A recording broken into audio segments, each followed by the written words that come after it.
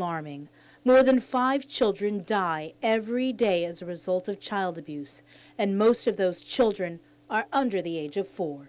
For Guam, I believe that sexual abuse comes third in ranking, from physical abuse to physical neglect and then sexual abuse. Even more frightening, the statistics indicate that almost all juvenile sexual abuse victims know their perpetrator in some way. I think that the community needs to know that it's no longer who you don't know, but who you do know. Here on Guam, we've seen this firsthand. For example, recently a former Untalan Middle School basketball coach pleaded guilty to sexually molesting a teenager for 10 years. The abuse started when the victim was 7 years old. 2 JFK coaches were arrested in recent weeks accused of having sex with their students while on campus.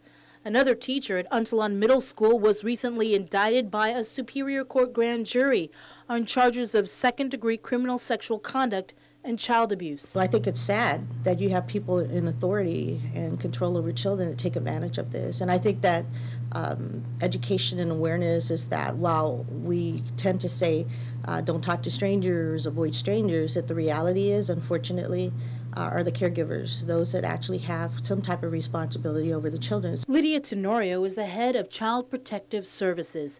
She says the recent conviction of former longtime Penn State assistant football coach Jerry Sandusky should awaken the nation's conscience. Sandusky was convicted of sexually assaulting close to 12 boys over a 15-year period.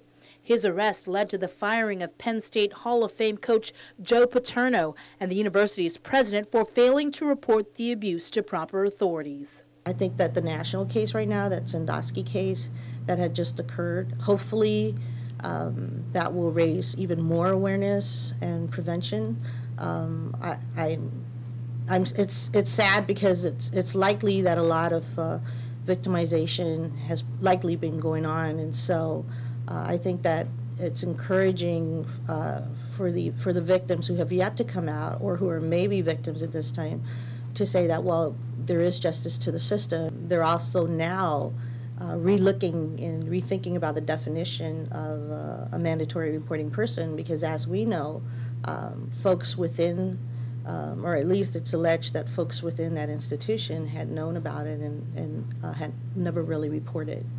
And so there are those mandatory laws and definitions that probably need to be a little more updated. Tenorio has been at the forefront of the battle to protect and keep our island's children safe.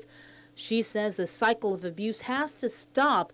Unfortunately, if it goes unreported, it will likely continue. And we have to remember that the children are the helpless ones, and that part of the dynamics with children who are victimized is that they get victimized over and over again, and it's at a certain age when they find the courage to come out after it's happened so many times. In the meantime, Tenorio says her office is here to help and willing to host workshops for groups and organizations to promote awareness and prevention.